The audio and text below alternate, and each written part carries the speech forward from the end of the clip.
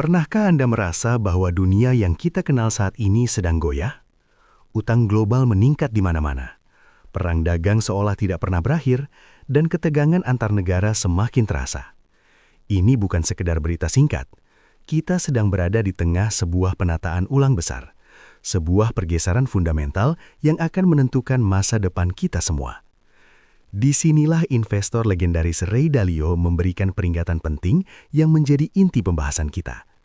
Menurutnya, dunia yang dipimpin oleh Amerika Serikat sejak tahun 1945, yang telah memberikan stabilitas selama hampir 80 tahun, kini sudah mulai rusak dan tidak berfungsi sebagaimana mestinya. Ini bukan sekedar pasar yang naik dan turun. Ini adalah awal dari sesuatu yang jauh lebih besar. Kata berbahaya yang ia gunakan bukanlah untuk menakut-nakuti, melainkan sebagai peringatan serius. Agar kita memahami mengapa ia bisa begitu yakin, kita harus melihat akarnya, yaitu mesin yang selama ini menggerakkan ekonomi global, tetapi kini bahan bakarnya mulai habis.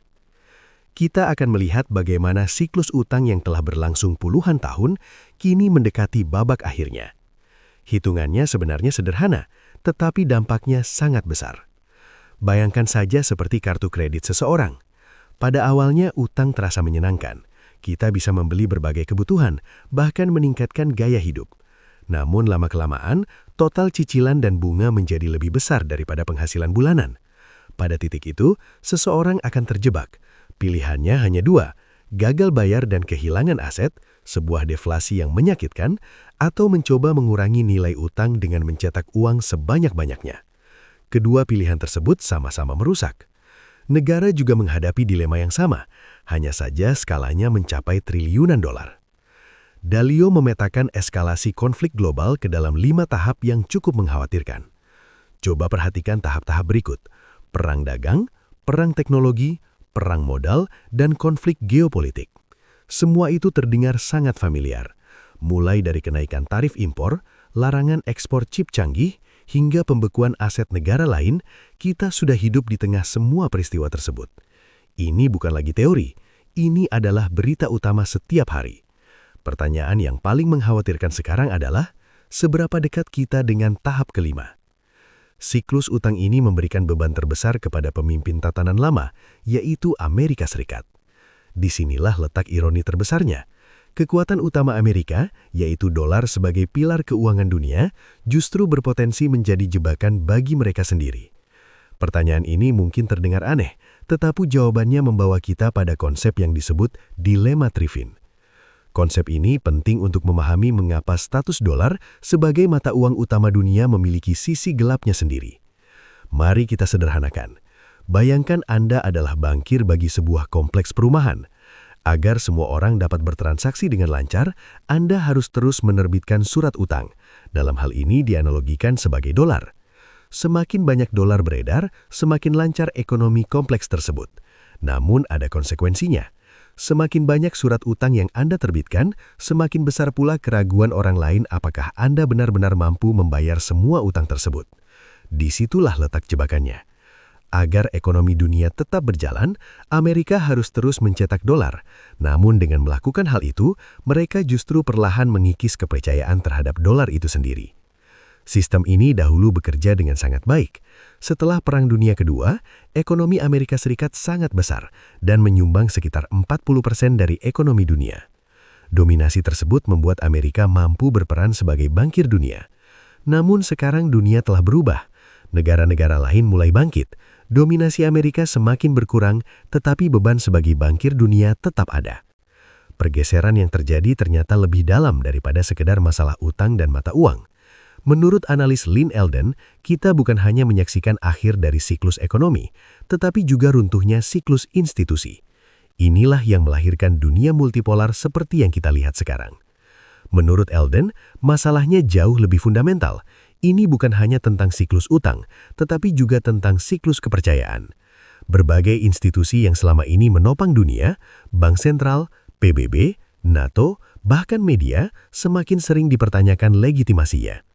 Aturan-aturan tidak tertulis yang dahulu menjaga stabilitas, kini mulai runtuh. Elden menyebut kondisi ini sebagai resep menuju krisis besar. Institusi-institusi lama bergerak terlalu lambat untuk mengikuti kecepatan era digital. Di saat yang sama, populasi di negara maju semakin menua, menciptakan tekanan sosial dan ekonomi yang besar. Media sosial mempercepat penyebaran informasi maupun disinformasi. Dan di atas semua itu, kecerdasan buatan akan mengubah hampir segala hal. Keempat faktor ini terjadi secara bersamaan dan mempercepat runtuhnya tatanan lama. Intinya adalah sebagai berikut. Dengan bangkitnya Tiongkok, India dan kawasan Uni Eropa, dunia kini memiliki banyak pusat kekuatan. Tidak ada lagi satu negara yang benar-benar dominan. Akibatnya, sistem dolar yang dahulu menjadi angkur tunggal, kini semakin sulit menopang dunia dengan banyak pusat kekuatan yang saling bersaing. Sistem tersebut dirancang untuk dunia unipolar, sementara kita sekarang hidup di dunia multipolar. Pertanyaan berikutnya menjadi sangat logis. Jika tidak ada satu negara pun yang dapat dipercaya untuk memegang sistem keuangan dunia, bagaimana negara-negara yang saling curiga dapat tetap bertransaksi?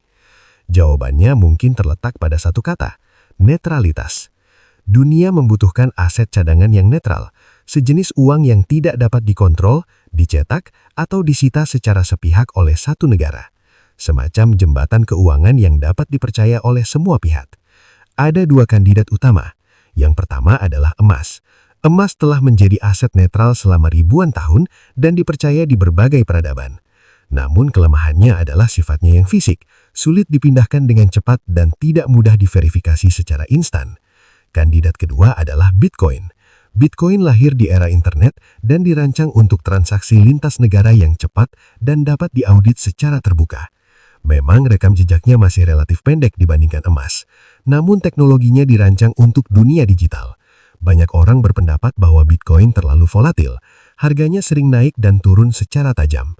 Namun disinilah muncul perbedaan penting yang sering disalahpahami. Perbedaan antara sesuatu yang rapuh dengan sesuatu yang volatil. Keduanya sangat berbeda. Sesuatu yang rapuh terlihat stabil di permukaan, tetapi memiliki kelemahan tersembunyi yang dapat menyebabkan kehancuran ketika terjadi guncangan. Sebaliknya, volatilitas hanya menunjukkan fluktuasi harga dalam jangka pendek saat pasar masih mencari nilai yang wajar. Sistem keuangan saat ini mungkin terlihat stabil, tetapi sebenarnya rapuh. Bitcoin mungkin terlihat tidak stabil, tetapi desainnya yang terdesentralisasi membuatnya lebih tahan. Disinilah nilai utama Bitcoin. Tujuannya bukan untuk menggantikan dolar dalam waktu dekat. Nilainya terletak pada kemampuannya untuk berada di luar sistem keuangan tradisional. Bitcoin dapat dianggap sebagai semacam sekoci penyelamat digital di tengah ketidakpastian global. Sebuah aset netral yang tidak terikat pada negara manapun. Relevansinya semakin meningkat seiring berkurangnya kepercayaan terhadap tatanan lama. Mari kita tutup dengan satu pertanyaan besar. Ketika tatanan dunia lama runtuh dan yang baru belum terbentuk, bagaimana nilai kekayaan dapat disimpan dan dipindahkan dengan aman melintasi batas negara dan perbedaan ideologi? Jawaban atas pertanyaan ini bukan hanya menentukan siapa pemenang dan siapa yang tertinggal dalam percaturan global. Jawaban tersebut juga akan menentukan seperti apa sistem keuangan bagi generasi setelah kita. Sejarah ditulis ulang, saat ini juga.